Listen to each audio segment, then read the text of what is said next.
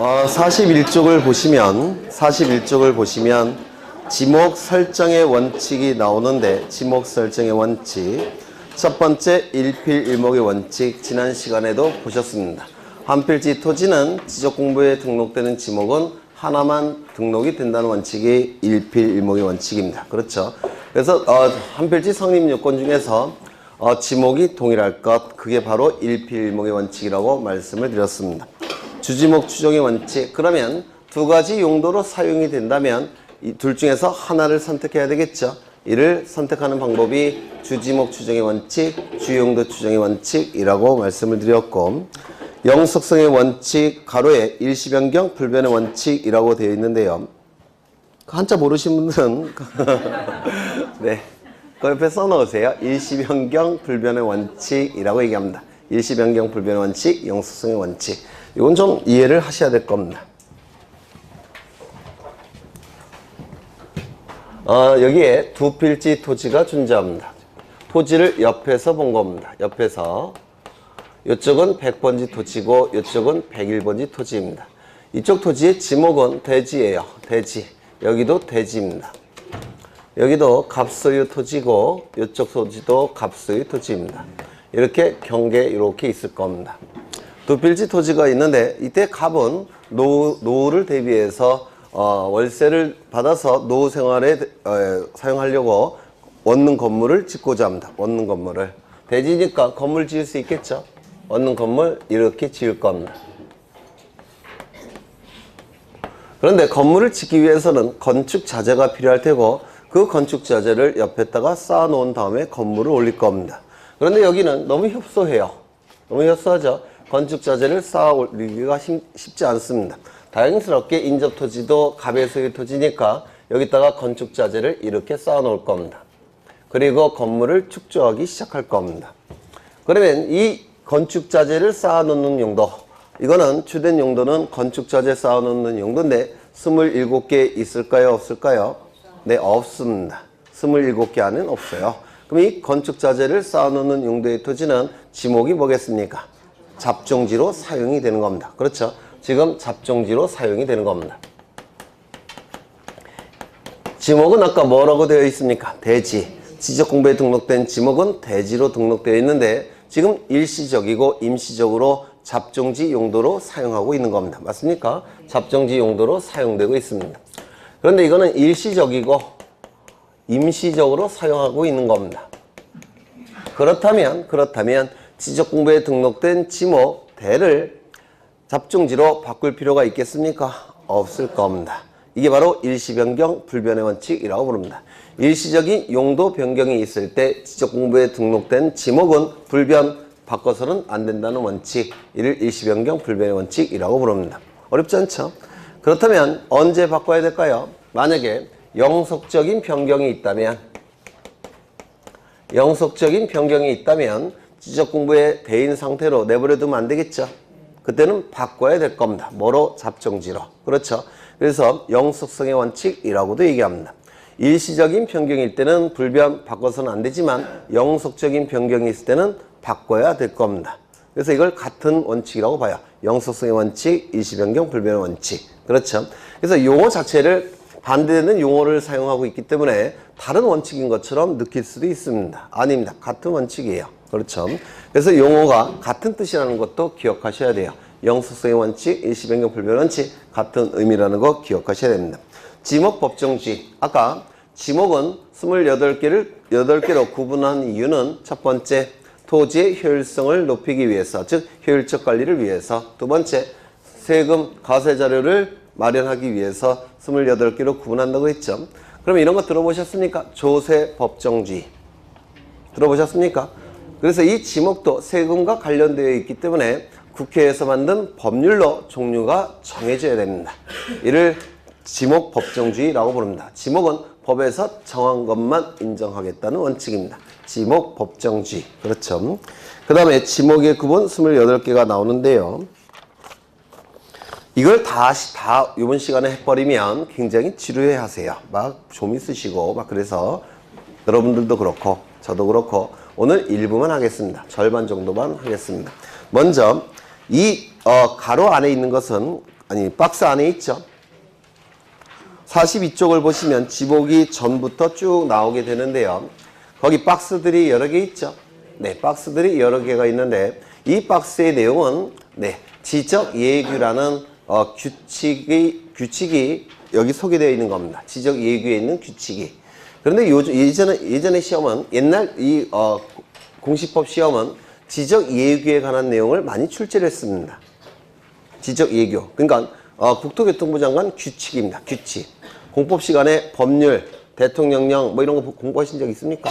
네. 그래서 지적 예규는 국토교통부 장관의 규칙인데요. 예전에는 이 박스에 있는 내용 규칙을 많이 출제를 했는데 요즘은 대통령령을 주로 출제합니다. 주로 어디를 출제하느냐면 다만이라는 문구를 많이 출제합니다. 다만 뭐 이렇게 나오는 문구가 있어요. 거기서 주로 출제를 합니다. 요즘은. 그래서 이 박스에 있는 내용은 1, 2, 3, 4월 달은 안 할 거고요. 5월 달부터 박스의 내용을 볼 겁니다. 그래서 기본적인 내용이 공부가 되시면 박스의 내용은 쉽게 이해하실 수가 있으세요. 어렵지 않습니다. 네.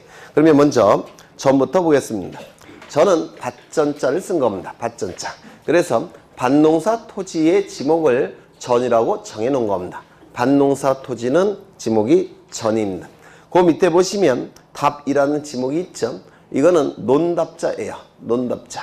그래서 논농사 토지를 지목을 답으로 딱 정해 놓은 겁니다. 그러면 이 밭농사 토지인 전과 논농사 토지인 답은 차이점을 먼저 보셔야 돼요. 차이점. 그러면 전을 첫째 줄 보시면 물을 상시적으로 이용하지 아니하고 라는 문구 있습니까? 그 다음에 답을 보시면 물을 상시적으로 직접 이용한다 라는 문구가 있죠.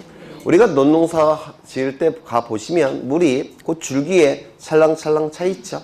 네. 그래서 항상 물이 존재하기 때문에 물을 상시적으로 직접 이용한다 라고 얘기합니다. 논농사 토지는. 답은. 그런데 보통 밭농사는요. 가뭄이 들 때만 물을 뿌려주죠. 그렇지 않습니까? 밭농사는 가뭄이 들 때만 물을 뿌려줍니다. 따라서 물을 상시적으로 이용하지는 않습니다. 상시적이라는 것은 항상이란 뜻이죠. 네. 그래서 요거 구별 차이점 기억하셔야 돼요.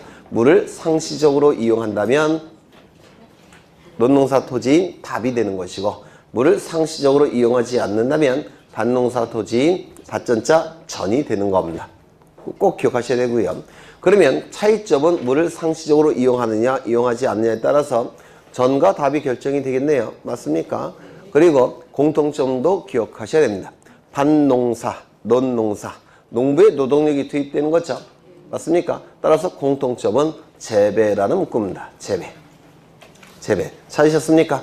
재배 동그라미 치십니다. 재배. 그 다음에 오른쪽을 보시면 가수원이 나오는데 가수원 첫째 줄 보시면 집단적 재배라는 문구 있습니까? 네, 밑줄 치십니다. 이게 키워드입니다. 집단적 재배. 그러면 사과나무 한 그루 심는다면 이거는 가수원 용지가 될 수 있습니까? 없습니다.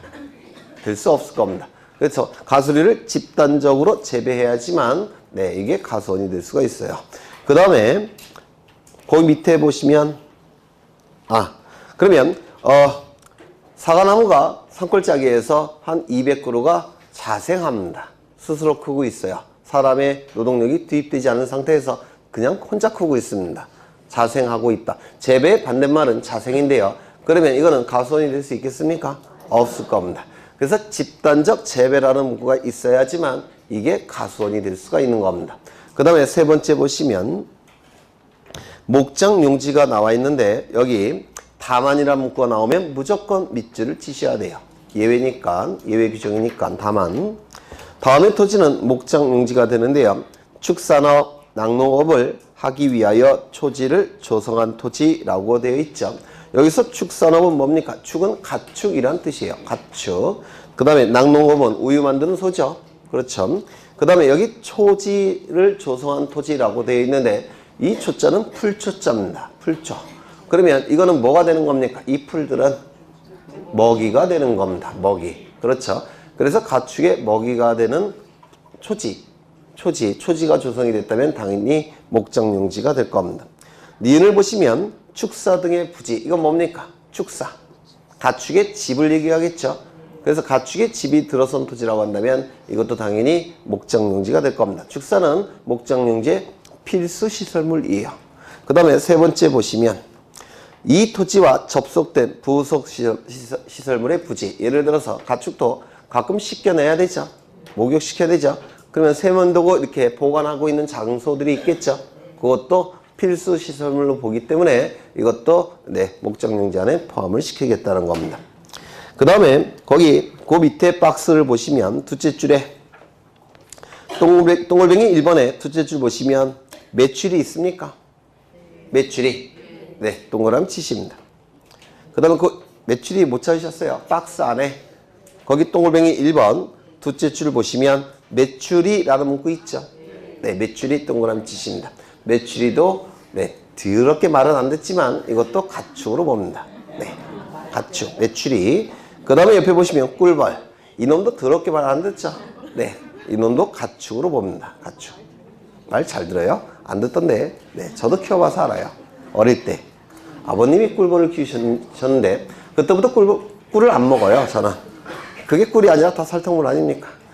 아닌가요? 설탕물이 꿀로 들어가서 나온 게, 아니, 입으로 들어가서 나온 게 꿀이잖아요. 설탕물이. 결국은 설탕물입니다. 그래서 잘 안 먹어요. 그 다음에 거기 꽁이 없는데 거기 옆에 써놓으시죠. 꽁. 꽁을 어떻게 쓰는 거지? 꽁. 옛날에 꽁은 가축이 아니었습니다. 왜냐면 말을 더럽게 안 들으니까 이것도 가축이 아니었어요. 그러니까 이게 키우기가 거의 불가능했답니다. 옛날에는. 그래서 이게 가축이 아니었는데 이게 바뀌었어요. 그래서 지금은 가축입니다. 꽁 써 넣으시고요. 몇 가지는 외우셔야 돼요. 거기에 보시면 소, 말, 사냥,绵羊, 돼지, 닭 이런 거 가축인 거 다 아시잖아요. 그렇죠. 이건 가축인 거 다 아니까 외우실 필요가 없지만 이게 가축일까 고민스러운 게 몇 가지가 있어요. 그건 좀 외워두셔야 됩니다. 출제가 되고 있으니까 메추리, 꽁, 그 다음에 꿀벌, 하나 더 지렁이. 지렁이도 써넣으시죠. 토룡용, 모르세요? 지렁이? 지렁이. 토룡, 땅속 용이라고 하죠. 지렁이. 이것도 써넣으시죠. 몇 가지만 외워두십니다. 메추리, 꽁, 꿀벌, 지렁이. 지렁이도 말 더럽게 안 듣겠죠. 말 잘 듣는 거는 제가 키워본 강아지밖에 없는 것 같아요. 나머지는 다 말을 안 듣는 것 같아요. 그래서 몇 가지는 좀 암기해 두십니다. 다 출제가 됐던 가축들입니다. 이것들이. 그 다음에 임야를 보겠습니다. 임야를 보시는데요. 나머지 박스에 있는 내용들은 안 한다는 얘기가 아니라 한 실력이 어느 정도 기본 지식이 쌓인 다음에 5월달 정도에 다 볼 겁니다. 출제가 되는 건 다 볼 거예요. 우린 다 맞아야 되니까.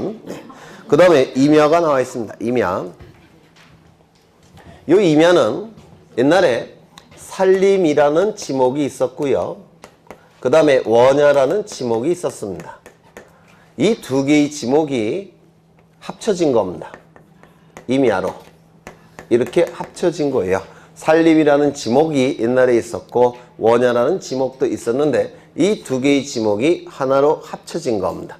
이 산자는 매산자예요. 림은 숲을 림자입니다. 그래서 산에 숲풀이 빽빽히 우거진 토지, 이게 살림이라는 지목이었고 원야는 이 원자가 근원 원자예요. 근원원. 야는 들판 야자가 될 겁니다. 그래서 뭔가 휑한 느낌이 나는 들판, 이것이 임야라는 지목이었습니다. 이게 느낌이 완전히 반대죠. 살림은 나무들이 빽빽히 들어서 있고 원야는 근원적인 들판이니까 뭔가 휑한 느낌이 나는 토지로서 보통 나무들이 없는 토지입니다. 이렇게 성격이 다른 두 개의 지목이 하나로 합쳐진 겁니다. 그러면 이 살림에 해당되는 토지는 뭐가 있었냐면 수림지, 중림지. 이게 살림에 해당되는 토지였습니다. 이 숫자는 나무 숫자입니다. 죽은 대나무 죽자예요. 림은 숲을 림자입니다. 그래서 나무가 빽빽히 들어선 토지, 대나무가 빽빽히 들어선 토지가 옛날에 살림이라는 지목이었습니다. 그 다음에 이 원야, 근원적인 들판이라는 뜻인데요. 뭔가 휑한 느낌이 나는 토지들이 있을 겁니다. 뭐가 있느냐면 자갈 땅, 모래땅,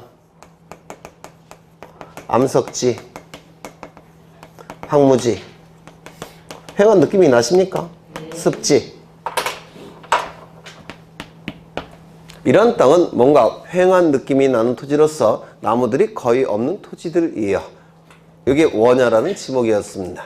이렇게 성질이 완전히 다른 토지가 합쳐져서 임야라는 토지가 된 건데요. 임, 수풀림, 그 다음에 야, 들판야. 그래서 나무가 한 그루도 없다고 하더라도 임야가 될 수가 있습니다. 예를 든다면 해운대 해수욕장 지목이 뭘까요? 어려우세요? 해운대 해수욕장 지목이 뭘까요? 모래땅이니까 임야가 되는 겁니다. 해운대 해수욕장도 임야예요. 경포대 해수욕장도 임야가 될 테고. 그렇죠? 그래서 나무가 들어서야지만 임야가 되는 게 아닙니다. 나무가 한 그루도 없어도 임야가 될 수가 있더라는 겁니다. 그렇게 보시고요. 넘기겠습니다. 강천지가 나오는데 광천지, 이 강은 광물이란 뜻입니다. 광물, 뭐 석탄, 석유, 그 다음에 온수, 그 다음에 뭐 일본의 그 뭐죠? 뜨거운 물 그 뭐라 그랬죠? 온천, 뭐 이런 걸 얘기할 겁니다. 그 다음에 천자는 여기 나오는 천자는 샘천자입니다. 그거는 전체를 해서 못 외웠어요. 아까 저거 외우느라고 힘들어서. 네, 샘천자입니다. 샘천자. 그러면 광물이 샘처럼 솟구치는 부지가 바로 광천지라고 얘기할 겁니다. 광물이 샘처럼 솟구치는 부지 광천지라고 얘기할 겁니다. 그러면 이 광물은 액체겠습니까? 고체겠습니까? 당연히 액체가 될 수밖에 없습니다. 그렇죠? 석유, 온수, 약수 이런 것들을 얘기할 겁니다. 샘천자를 쓰고 있기 때문에 그렇습니다. 그 다음에 거기 다만이라는 문구 나오죠? 그랬더니 어떤 분이 아무리 찾아봐도 다만이라는 문구는 없는데요. 그러시면 안 돼요. 단이라는 것도 같은 뜻이죠. 단. 온수, 약수, 석유 등을 일정한 장소로 운송하는 송수관. 송은 보낼 송자입니다. 수는 물수자가 되겠죠. 송유관. 송은 보낼 송자고 유는 기름이란 뜻이겠죠. 송수관, 송유관 및 저장시설의 부지는 제외된다. 강천지에서 제외한다 라고 되어 있는데 이런 것도 이해하시면 돼요. 여기 보시면 토지인데 여기서 온수 약수들이 샘처럼 솟구칩니다. 그러면 이게 지목이 뭐겠습니까? 강천지가 될 겁니다. 그러면 이 솟구치는 요 온수 약수 석유 등을 이제 모아서 땅속이건 땅이건 이 창고에다가 보관을 할 겁니다. 창고에 보관을 할 거예요. 그러면 여기는 이 안에 설치가 된 건 아니니까 이거는 창고용지가 될 겁니다. 그렇겠죠? 그 다음에 여기 송수관, 송유관이 설치가 되어 있을 텐데 만약에 이 송유관, 송수관이 설치된 부지도 강천지 안에 포함을 시키면 이상한 얘기가 돼버립니다. 예를 들어서 이게 10km예요. 거리가. 그러면 강천지의 범위가 어떻게 됩니까? 과다하게 확장이 돼버립니다. 이거 이해가 되십니까? 그래서 이 송수관, 송유관 부지, 창고용지 부지는 강천지에서 제외를 시키겠다는 겁니다. 이거 이해가 되십니까? 그래서 그 다만이라는 문구 좀 기억해 두셔야 돼요. 다만 보통은 송수관, 송유관 부지는 보통은 잡종지가 됩니다. 여기에 딱 들어맞는 게 없어요. 그래서 잡종지가 될 테고요. 물론 이럴 수는 있습니다. 여기 송수관이 있고 여기에 건물이 들어설 수 있죠. 그때는 대지가 되겠지만 여기에 불분명할 때는 뭐가 된다고요? 잡종지가 되는 겁니다. 송수관, 송유관 부지는 불분명할 때는 잡종지가 될 테고 요거는 이 시설은 창고용지가 되겠죠. 네, 창고용지가 될 겁니다. 그 다음에 염전을 보십니다. 염전. 바닷물을 끌어들여 소금을 채취하는 토지와 이에 접속된 제염장. 제는 만들 제자고요. 염은 소금이란 뜻이에요. 장은 장소란 뜻이고 그래서 소금을 만드는 장소 등 부속시설물의 부지는 염전으로 한다라고 되어 있습니다. 여기도 단부터가 중요합니다. 다만부터. 법조문에는 다만인데 여기는 단으로 표현하고 계세요. 천일 제염 방식에 의하지 아니하고 여기서 천은 하늘이란 뜻이 될 테고요. 일은 태양이란 뜻이 될 테고 제염은 소금을 만든다라는 뜻이죠. 그래서 바닷물을 토지 위로 끌어올려서 그 햇빛으로 말려서 수분을 증발시켜서 소금을 만드는 방법을 천일제염 방식이라고 얘기할 겁니다. 이러한 방식에 의하지 아니하고 동력에 의하여 바닷물을 끌어들여 소금을 만드는 제조 공장 시설의 부지는 제외한다 이렇게 돼 있죠. 이건 뭡니까? 공장으로 끌어들인 다음에 물을 끓입니다. 물을 끓여서 수분을 증발시켜서 소금을 만드는 방법이에요. 그러면 이거는 포인트가 뭡니까? 공장이라는 문구가 있죠. 따라서 이거는 공장용지가 되는 것이지 염전이 되지 않습니다. 그러면 염전이 되기 위해서는 소금이 어떠한 방식으로 만들어져야 됩니까? 천일 제염의 방식으로 만들어질 때만 이때 염전이 되는 것이고, 공장에서 만들어질 때 그 부지는 염전이 되지 않습니다. 그때는 공장용지가 된다는 뜻입니다. 그 다음에 8번째 대가 나오는데요. 대지를 얘기하겠죠. 기역을 보시면 영구적 건축물 중 주거, 사무실, 점포, 문화시설 이런 문구가 나오죠. 동그라미 치겠습니다. 주거, 사무실, 점포, 문화시설. 주거, 사무실, 점포, 문화시설. 이게 대지 포인트예요. 주거, 사무실, 점포, 문화시설. 이게 바로 대지가 되는 겁니다. 주거, 사무실, 점포, 문화시설. 외워두시는 게 여러분 신상에 좋을 겁니다. 언젠가 외우실 거예요. 그 다음에 니은을 보시면 택지 조성공사가 준공된 토지라고 되어 있는데 준자는 마칠 준자고요. 공은 공사라는 뜻이에요. 그래서 공사가 완료된 것을 준공되었다라고 얘기를 합니다. 그 다음에 택지 조성공사라는 표현이 있죠. 여기서 택지는 주택지를 얘기하는 겁니다. 주택지. 그럼 이건 주거가 되겠죠. 뭐가 됩니까? 택지 조성공사가 준공된 토지는 대가 될 수밖에 없습니다. 그렇겠죠. 대가 될 수밖에 없습니다. 이것도 택지 조성공사가 준공된 토지는 기출지문이 있습니다. 오른쪽을 보시면 공장용지가 나오는데요. 기역을 보시면 공장시설물의 부지니까 당연히 공장용지가 될 테고, 그 다음에 니은을 보시면 공장부지 조성공사가 준공된 토지니까 당연히 공장용지가 될 테고, 디귿을 보시니까 이 구역 안에 있는 의료시설 등 부속시설물의 부지, 요거 의료시설 밑줄 치십니다. 의료시설 등 의료시설. 이 공장은 그 안에 위험한 기계들이 설치되어 있죠. 보통은 그렇죠. 위험한 기계들이 설치되어 있으니까 이 공장 안에 설치된 이 의료시설은 공장용지의 필수 시설물로 보는 겁니다.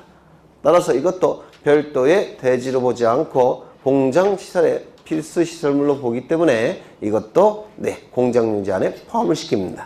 여기는 주지목 추정의 원칙이 적용이 됩니다. 보통 대지는 주지목 추정의 원칙이 적용되지 않지만 여기 공장용지 안에 의료시설만큼은 이거는 주지목 추정의 원칙이 적용돼서 이 의료시설물 부지는 대가 아니라 공장용지 안에 포함을 시켰다는 겁니다. 이것도 꼭 기억하셔야 돼요. 기출지문이 있습니다. 그 다음에 학교용지가 나오는데요. 넘겨보시면 박스 안에 1번을 보죠. 박스 안에 1번 정도 보십니다. 학교시설 구역으로부터 떨어진 이라는 표현이 있죠. 떨어진 밑줄 치십니다. 떨어져 있으니까 이것은 학교용지가 되겠습니까? 안 될 겁니다. 그렇죠. 학교용지가 될 수가 없을 거예요. 떨어진 실습지.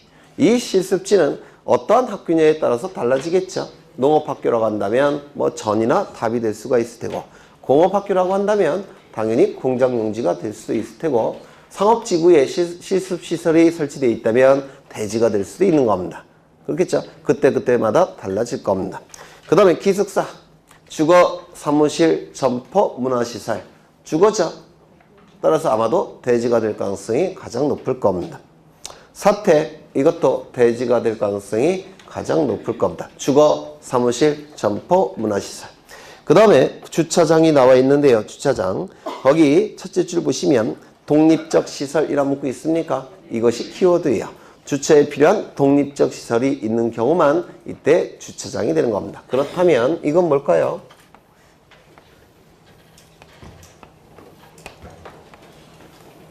절대로 밥그릇을 그린 건 아니에요.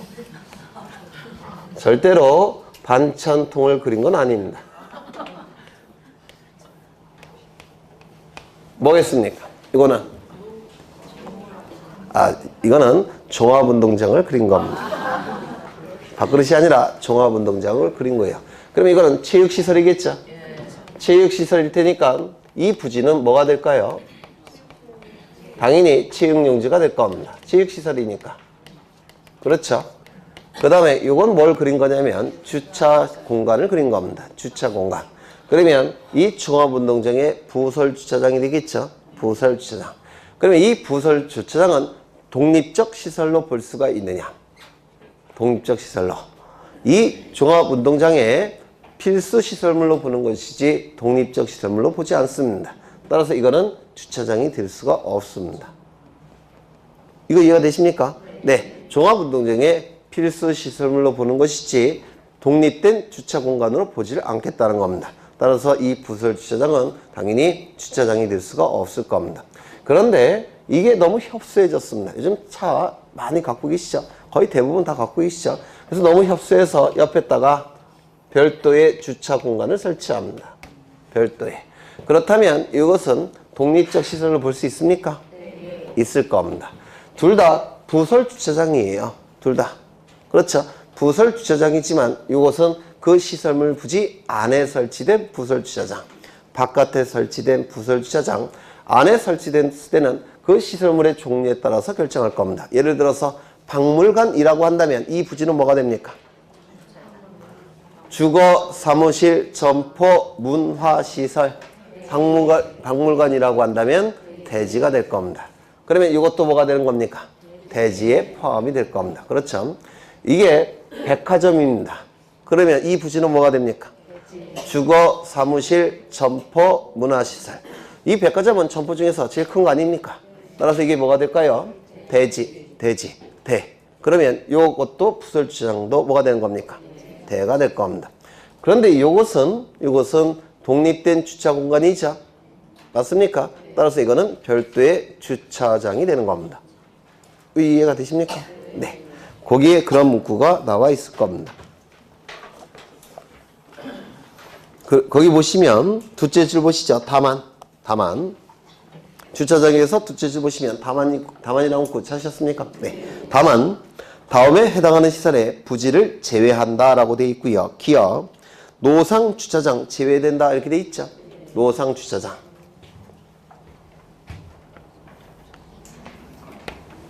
이것은 도로예요. 그런데 도로변에 이렇게 노상 주차장이 설치되어 있는 경우 있죠. 네, 이렇게 설치되어 있는 게 있습니다. 그러면 이때 이 주차 공간은 독립된 주차 시설로 볼 수가 있느냐? 이게 문제가 되는데요. 등록 선호의 원칙이라는 걸 아까 빼먹었는데 등록 선호의 원칙 이것도 좀 기억해 두셔야 돼요. 이 등록 선호의 원칙은 예전에는 공간정보법에 규정을 두고 있었습니다. 그런데 이 등록 선호의 원칙이 공간정보법에 규정이 있었는데요. 지금은 삭제가 됐어요. 필요 없어서 삭제된 게 아니고요. 너무나도 당연하니까 삭제한 겁니다. 등록 선호의 원칙이라는 게.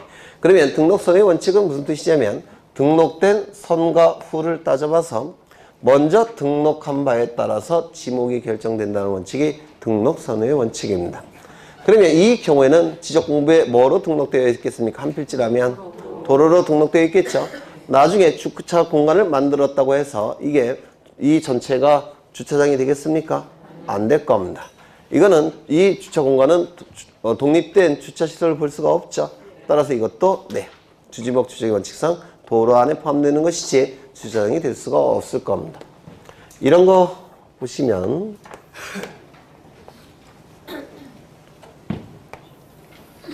여기는 바다입니다. 바다예요. 그리고 여기다가 제방을 쌌습니다. 제방을 싼 다음에 여기를 메꿔버렸습니다.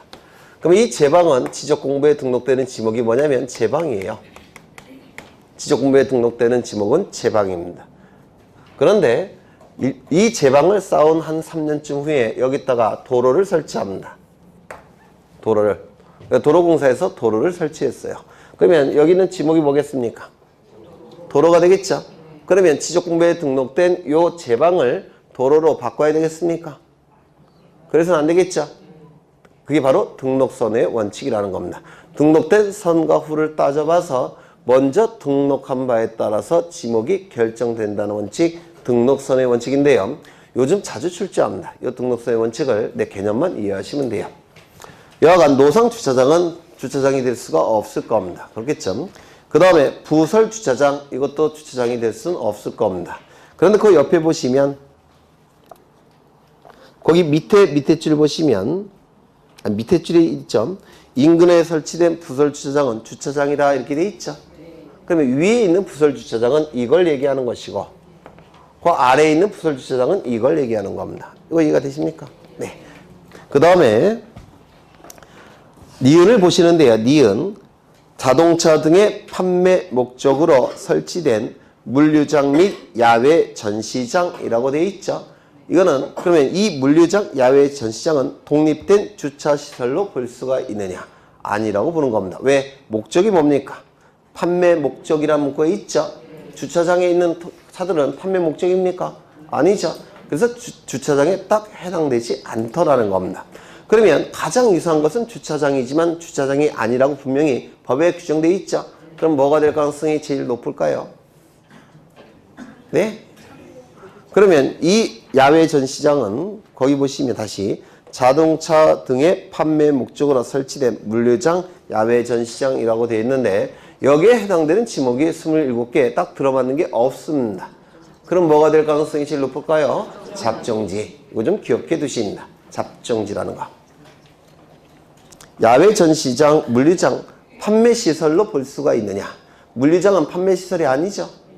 그렇죠. 야외 전시장도 판매시설은 아니죠. 그래서 주거로, 대지로 볼 수도 없어요. 그러면 딱 해당되는 게 있느냐? 27개 없더라는 겁니다. 따라서 잡정지가 될 가능성이 제일 높습니다. 기억하셔야 되고요. 그 다음에 주유소 용지를 보십니다. 주유소. 거기 기억을 다만이라고 묻고 보죠. 자동차, 선박, 기차 등의 제작, 공장, 제작 또는 정비 공장 안에 설치된 급유, 송유시설 등의 부지를 제외한다 이렇게 돼 있죠.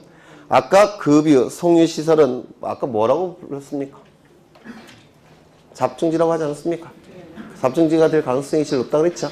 그런데 이 급유, 송유시설 부지만 놓고 보면 잡증지가 되겠지만 어디 안에 설치가 되어 있습니까? 공장 안에 설치되어 있죠. 그럼 뭐가 될 가능성이 제일 높습니까? 공장 용지가 될 겁니다. 그렇죠. 그 다음에 제외라고 되어 있으니까 주유소 용지는 아니겠죠. 그렇죠. 아니 보시면 다만 자동차, 선박, 기차 등의 제작 또는 정비 공장 안에 설치된 급유, 송유시설 등의 부지는 주유소용지에서 제외된다 이런 뜻 아닙니까? 따라서 주유소용지는 아니고 뭐가 된다고요? 공장용지가 될 겁니다. 그 다음에 기억을 보시면 석유, 석유제품 또는 액화 석유가스 등의 판매를 위하여 밑줄 치십니다. 보통 자동차 기름은 어디 가서 기름을 사다 쓰십니까? 주유소. 그래서 판매를 위하여와 판매와 관련되어야지만 주유소가 됩니다. 판매와 관련되지 않은 것은 주유소가 될 수가 없어요. 기름이라고 해서 다 판매를 위한 건 아니죠. 그래서 판매를 위하여 이것과 관련된 것만 주유소가 됩니다. 그러면 그 주유소에서는 기름을 팔기 위해서는 땅속에다가 기름 보관하고 있어야 되겠죠. 맞습니까? 따라서 니은을 보시면 저유소, 저는 저장이란 뜻이고 유는 기름이고 소는 장소가 될 테고요. 원유 저장소 등의 부지 이런 것들은 주유소의 필수 시설물로 보는 겁니다. 주유소의 필수 시설물로 보기 때문에 뭐에 포함되겠습니까? 주유소에 해당이 될 겁니다. 창고용지 보시면 물건 등을 보관, 저장하기 위하여 설치된 이것도 설치 앞에 독립적이라는 문구를 넣어주십니다. 독립적. 설치 앞에. 그래서 독립적 설치, 이게 키워드입니다. 독립적 설치. 그렇다면 목장 용지 안에는 그 가축들을 가끔 씻어내야 되니까 세면도구 있겠죠? 그 보관장소 있겠죠? 그러면 그건 독립적으로 설치된 겁니까? 아니죠. 따라서 이건 창고용지가 될 수가 없습니다. 이거는 목장용지 안에 포함이 될 겁니다. 가수원 안에 사과를 따게 되면 귤이나 사과 딴 다음에 잠시 보관하고 있는 저장시설이 있겠죠. 가수원 안에 그는 독립적으로 설치된 겁니까? 아니죠. 따라서 창고용지가 되지 못하고 뭐에 포함됩니까? 가수원 안에 포함이 될 겁니다. 그래서 이 창고용지가 되기 위해서는 반드시 독립적으로 설치돼야 됩니다. 그래서 독립적 설치가 키워드가 됩니다.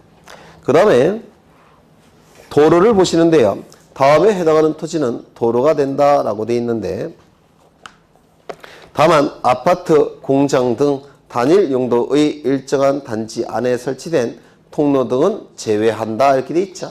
제외한다. 그러면 제외가 되니까 도로는 아닐 테고, 그렇다면 아파트 단지 안에 설치된 통로는 뭐가 되겠습니까? 대가 되겠죠. 주거. 그렇죠. 주지목 추정의 원칙상 주가 될 겁니다.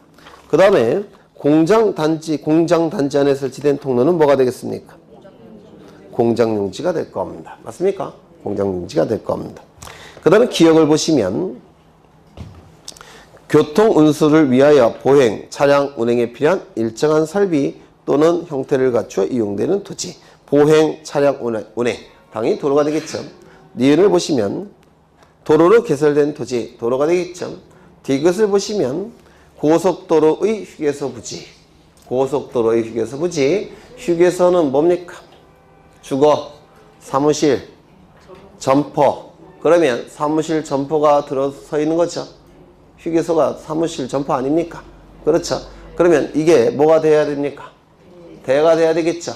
그런데 문제는 뭐냐면 고속도로는 도로의 기능이 가장 강화된 형태의 도로이기 때문에 다른 지목을 용납하지 않습니다. 따라서 고속도로 안에 설치된 휴게소 부지는 이거는 당연히 도로가 됩니다. 그런데 고속도로가 아니라 국도나 지방도로라면 어떨까요? 국도나 지방도로에도 휴게소 설치되어 있는데 있을 겁니다. 국도나 지방도로 위에 휴게소 부지. 이거는 도로의 기능이 가장 강화된 형태가 아니에요. 그렇다면 이건 뭘까요? 대지가 되는 겁니다. 다시요. 고속도로 위에 설치된 휴게소 부지는 도로가 되겠지만 국도나 지방도로 위에 설치된 휴게소 부지는 이거는 대지가 되는 겁니다. 점포에 해당이 되니까 이해가 되십니까? 네. 그 다음에 리을을 보시면 두 필지 이상의 두 필지 동그라미 치십니다. 옛날에는 세 필지라고 되어 있었습니다. 그런데 개정이 된 거예요. 두 필지로. 그래서 이건 물어볼 수 있으니까 기억해 주시고요. 그 다음에 여기까지만 보는데요. 다시 앞으로 가셔서 3번 보십니다. 3번. 가수원. 43쪽에 맨 꼭대기 가수원 있습니까? 거기 두 제주 보시면 주거용 건축물의 부지는 대로한다 밑줄. 찾았습니까? 네. 그 다음에 4번을 보시면 거기도 다만 주거용 건축물의 부지는 대로한다. 있습니까? 밑줄. 어디를 가시느냐면 27번 가십니다. 50쪽을 보시면 묘지 나와 있습니까? 묘지. 거기 셋째 줄 보시면 묘지의 관리를 위한 건축물의 부지는 대로한다. 밑줄 치십니다. 밑줄.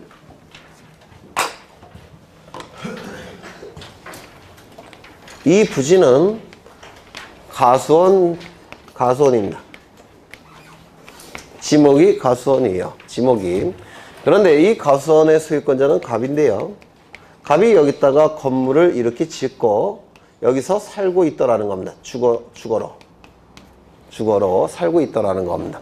그런데 이 건물이 설치되어 있는 이 주거용 부지는 가수원의 필수 시설물로 볼 수 있을까요? 없을까요? 없더라는 겁니다. 또한 양입지가 될 수 있을까요? 이 부분은 양입지가. 네. 양입지. 대지는 양입지가 될 수 없다고 그랬죠. 필수 시설물로 볼 수도 없고 양입지도 대지니까 양입지도 될 수 없고 따라서 어떻게 해야 됩니까? 분할을 해야 됩니다. 여기는. 그래서 거기 분할을 해서 지목을 뭐로 결정해야 됩니까? 대로. 그렇죠. 그래서 가수원 내에 설치된 주거용 건축물의 부지. 이거 목장 용지일 때도 마찬가지입니다. 그리고 묘지일 때도 마찬가지입니다. 그래서 가수원, 목장 용지 안에 설치된 주거용 건축물의 부지, 묘지 안에 설치된 관리를 위한 건축물의 부지는 주지목 추정의 원칙이 적용될 여지가 없습니다. 따라서 별도의 지목 뭐로 결정한다고요? 대지. 이거 좀 외워두십니다. 다시요.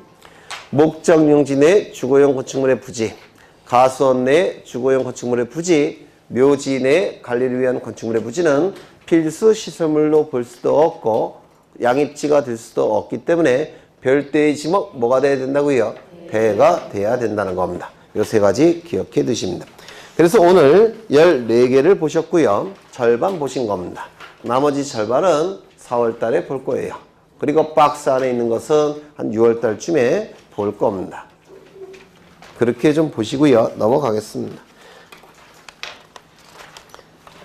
그래서 요 기본적인 내용을 잘 이해하고 계시면 요 박스 안에 있는 것은 그걸 응용한 거예요.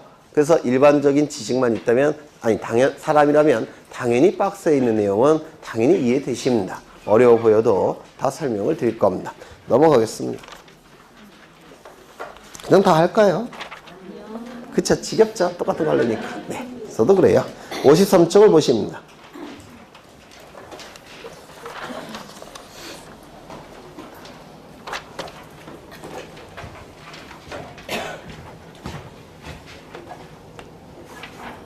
저는 토지를 옆에서 보고 있습니다. 토지를 옆에서 보고 있고요. 여기 담장이 이렇게 있을 겁니다. 담장이. 그 다음에 여기는 100번지 토지고 이쪽은 101번지 토지예요. 갑소유 토지고 을소유 토지가 될 겁니다. 그런데 이 토지, 두 필지 토지를 예로 들고 있는데요. 이 토지가 지금 지적도나 임야도에 등록이 되더라는 겁니다. 지적도 임야도에 등록되어 있습니다. 이렇게 등록되어 있고요. 이쪽은 100번지 토지가 될 테고 여기는 101번지 토지가 될 겁니다. 이때 이걸 뭐라고 부르냐면 지표상의 경계라고 부릅니다.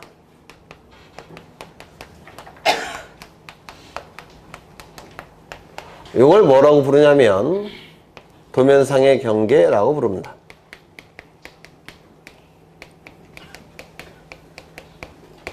이렇게 용어가 달리 사용되고 있는데요. 우리는 지금 요거를 여기에 적용되는 법률은 민법이에요. 예전에 11월, 12월 달에 했을 겁니다. 민법의 상린관계에 관한 규정이 여기에 적용이 됩니다. 상린관계, 지금 갑과 을은 서로가 이웃이죠. 이웃 아닙니까? 서로가 이웃인 관계. 이걸 상린관계라고 얘기하고요. 우리 민법의 물권편에 규정이 되어 있습니다. 상린관계. 그래서 지표상의 경계를 규율하는 법은 이 공간정보법이 아니라 바로 민법입니다. 민법이 적용이 돼요. 그 다음에 이 도면상의 경계에 적용되는 법률이 바로 공간정보의 구축 및 관리에 관한 법률, 공간정보법이 적용이 되는 겁니다. 이렇게 적용 법률이 달라요. 적용 법률이. 그렇다면 우리는 지금 부동산 공시법령으로서 공간정보법을 공부하고 계신 거죠. 그러면 우리 수업 시간에서만큼은 이 경계를 얘기하겠습니까? 이 경계를 얘기하겠습니까? 이 경계를 얘기할 겁니다. 맞습니까? 그래서 우리 공간정보법에서는 이걸 생략해서 그냥 경계라고 부르고 지표상의 경계는 반드시 앞에 지표상이라는 문구를 붙여줘야 됩니다. 이거 이해가 되십니까? 네. 우리 공간정보법은 이 경계를 얘기하기 때문에 여기 도면상의 경계에서 도면상의 이걸 생략하고 보통 경계 얘기하는 것이고요. 지표상의 경계를 얘기할 땐 이거 생략하면 안 되겠죠. 민법에서는 생략하겠죠. 하지만 우리 공간정보법에서 요 문구를 생략해서는 안 됩니다. 공간정보법 시간에는. 그렇죠. 그래서 이거는 지표상의 경계, 이거는 경계 이렇게 얘기를 합니다. 이거 이해가 되십니까? 되시죠? 이때의 경계, 이게 경계가 되는데요. 경계와 경계가 만나는 점을 뭐라고 했습니까? 경계와 경계가 만나는 점을 경계점이라고 불렀습니다. 그렇죠? 그럼 여기 경계점이 두 필지에는 몇 개가 있습니까? 경계점, 경계점, 경계점, 경계점, 경계점, 경계점이라고 있을 겁니다. 그렇겠죠? 경계점이 몇 개가 있나요? 하나, 둘, 셋, 넷, 다섯, 여섯 개가 경계점이 있고 이 경계점과 경계점 간의 최단거리를 경계라고 부릅니다. 경계점과 경계점 간의 최단거리가 경계예요. 그렇다면 이 경계는 이렇게 꾸불꾸불할 수 있습니까? 네? 없습니다. 왜? 최단거리가 돼야 되기 때문에 그렇습니다. 이쪽의 경계는 꾸불꾸불하게 설치할 수 있죠. 하지만 이쪽의 경계는 꾸불꾸불하게 선을 그을 수가 없습니다. 왜? 경계점과 경계점 간의 최단거리를 경계로 얘기하기 때문에 그렇습니다. 그러면 경계점과 경계점 간의 최단거리 이를 경계라고 부릅니다. 이것을 경계라고 불러요. 그렇다면 이 경계는 당연히 직선이 될 수밖에 없더라는 겁니다. 이를 뭐라고 부르냐면 경계 직선주의라고 부릅니다. 지표상의 경계는 꾸불꾸불하게 설치할 수가 있어요. 충분히 사람이. 그런데 이 도면상의 경계는 반드시 직선이어야 되더라는 겁니다. 그 이해가 되십니까? 네. 이때 직선은 선이죠. 선은 면적이 있습니까? 없습니까? 면적이 존재하려면 넓이가 있어야 되는데, 그렇죠? 이 선은 넓이가 없어요. 가로, 세로가 없다는 겁니다. 따라서 이 선이기 때문에 쪼갤 수가 있습니까? 없습니까? 없습니다. 쪼개는 것이 불가능하다라고 얘기합니다. 불가분. 이를 경계 불가분의 원칙이라고 얘기할 겁니다. 경계 불가분의 원칙. 그렇죠? 이때 이 지표상의 경계와 도면상의 경계는 보통은 일치하겠죠. 일치할 겁니다. 그런데 세월이 굉장히 많이 흘러가다 보면 바뀌는 경우가 있어요. 예를 들어서 이것이 갑이 이걸 몰래 옆에 이렇게 설치할 수도 있겠죠. 그렇죠? 이렇게 이쪽의 경계와 이쪽의 경계가 처음에는 같겠지만 시간이 흘러가다 보면 달라지는 경우가 있습니다. 그럼 이 달라질 때 무엇을 기준으로 무엇을 바꿔야 되는지가 문제가 됩니다. 무엇을 기준으로 무엇을 바꿔야 됩니까? 요거는 일반적인 생활관계를 규율하는 법이라고 해서 일반사법이라고 부르고요. 일반법. 이 공간정보법은 특별한 생활관계를 규율하는 법이라고 해서 특별법이라고 부릅니다. 그러면 일반법과 특별법이 충돌할 때는 어느 법이 우선할까요? 특별법이 우선하는 겁니다. 헌법과 행정법에서. 이를 특별법 우선의 원칙이라고 부릅니다. 그래서 일반법이 먼저 적용될 수는 없고 특별법이 먼저 적용이 됩니다. 특별법이 먼저 적용이 되니까 어느 경계가 우선할 수밖에 없습니까? 도면상의 경계가 우선이 되는 겁니다. 따라서 도면상의 경계를 가지고 지표상의 경계를 옮겨야 됩니다. 이게 원칙입니다. 다시요. 특별법 우선의 원칙상 도면상의 경계를 기준으로 해서 지표상의 경계를 옮기는 것이 원칙입니다. 그런데 만약에 이 경계가 위조가 됐다든지 또는 변조가 됐다든지 또는 허위로 작성이 됐다는 특별한 사정이 있다라고 한다면 그때는 이것을 기준으로 저것을 바꿔서는 안 되겠죠. 이때는 어쩔 수 없이 당연히 지표상의 경계를 기준으로 도면상의 경계를 바꿔줘야 될 겁니다. 하지만 이건 어디까지나 예외입니다. 특별이라고 써놨죠. 원칙은 뭐라고요? 도면상의 경계를 기준으로 지표상의 경계를 수정해야 됩니다.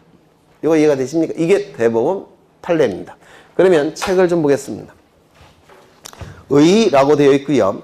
첫째 줄 보시면 직선이라는 문구 있습니까? 직선 꼭 기억하셔야 됩니다. 직선. 우리가 얘기할 때 경계는 도면상의 경계를 의미하기 때문에 직선이 될 수밖에 없다고 했습니다.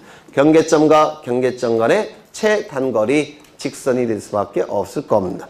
그 다음에 옆에 보시면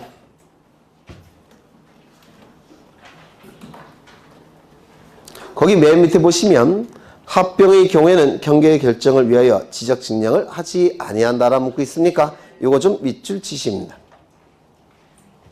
밑줄 치시입니다. 나중에 보실 텐데요. 우리가 지적 측량은 원칙이 경계를 그리기 위해서 지적 측량을 합니다. 구체적으로는 전자평판, 지난 시간에 했던 것 같은데 전자평판을 통해서 보통은 경계를 수집해서 도면을 그리는 겁니다. 전자평판을 통해서. 그런데 합병의 경우에는 경계를 그릴까요? 기존의 경계가 지워질까요? 지워집니다. 따라서 측량할 필요가 있겠습니까? 없습니다. 그렇죠? 경계가 새로 그려질 때는 면적이 새로 나타납니다. 따라서 면적 측정도 해야 됩니다. 그런데 합병의 경우에는 경계를 그리는 것이 아니라 지우는 거죠.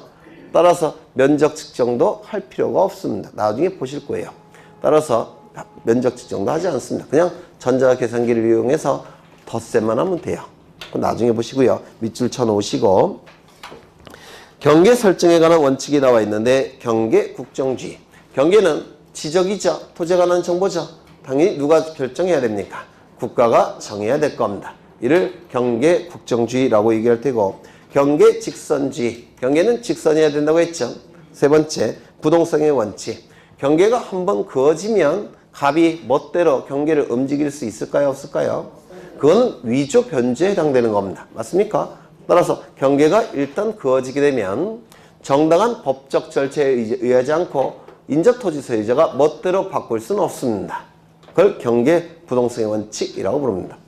하지만 경계가 잘못 그어졌다는 게 확인이 됐다면 그때는 바꿀 수도 있겠죠. 당연히 정당한 절차에 의해서 바꾼다면 문제가 없습니다. 하지만 갑과 을이 정당한 절차를 통하지 않고서 멋대로 움직일 수는 없다는 원칙, 이를 경계부동성의 원칙이라고 부릅니다. 그 다음에 경계불가분의 원칙, 경계는 직선이고 선이니까 쪼갤 수 없습니다. 경계불가분의 원칙이라고 얘기할 겁니다. 지상경계의 위치 표시가 나와 있는데요. 여기 1번 별표 지시입니다. 토지의 지상경계는 또 담장이나 그 밖에 구역의 목표가 될 만한 구조물 및 경계점 표지 등으로 표시한다 라고 되어 있죠. 이건 지표상의 경계를 얘기하는 건데요. 지표상의 경계. 지표상의 경계를 얘기하고 있지만 우리 시험에서 5개 지문 중에서 하나로 많이 출제합니다. 답으로 출제되진 않고요. 지문을 구성하는 내용으로 자주 출제해요. 답으로 출제되지 않고. 그래서 요 1번 동그라미 치시고요. 그 다음에 경계 설정 기준, 여기부터는 잠시 쉬었다 하겠습니다.